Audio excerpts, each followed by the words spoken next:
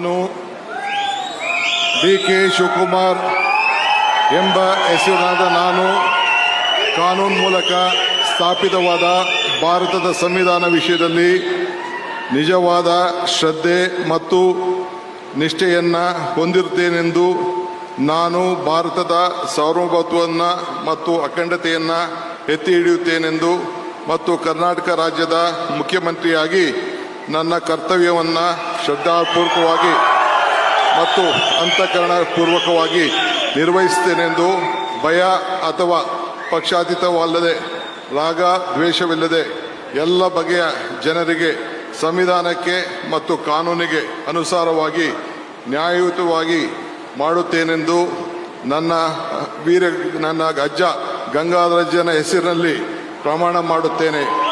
ಶ್ರದ್ಧಾಪೂರ್ವಕವಾಗಿ ಪ್ರತಿಜ್ಞೆಯನ್ನು ಮಾಡುತ್ತೇನೆ. ಮಾನ್ಯ ಮುಖ್ಯಮಂತ್ರಿಗಳು ಈಗ ಪ್ರಮಾಣ ವಚನಕ್ಕೆ ಸಹಿ ಮಾಡಲಿದ್ದಾರೆ.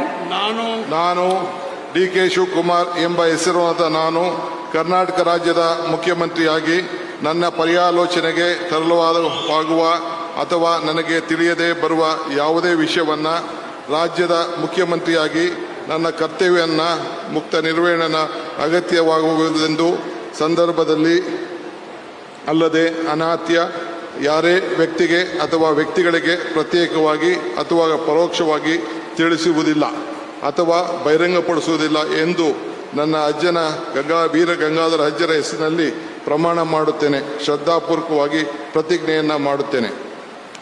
ಧನ್ಯವಾದಗಳು ಸರ್.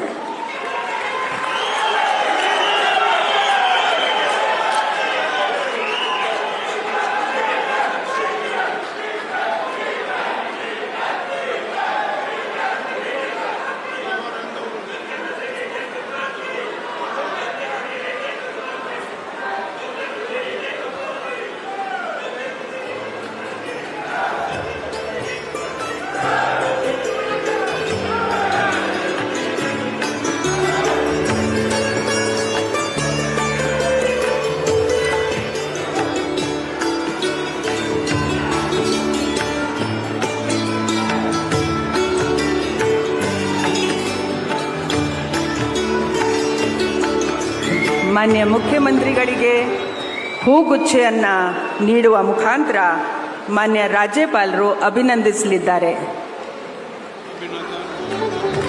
ಚಪ್ಪಾಳೆಯೊಂದಿಗೆ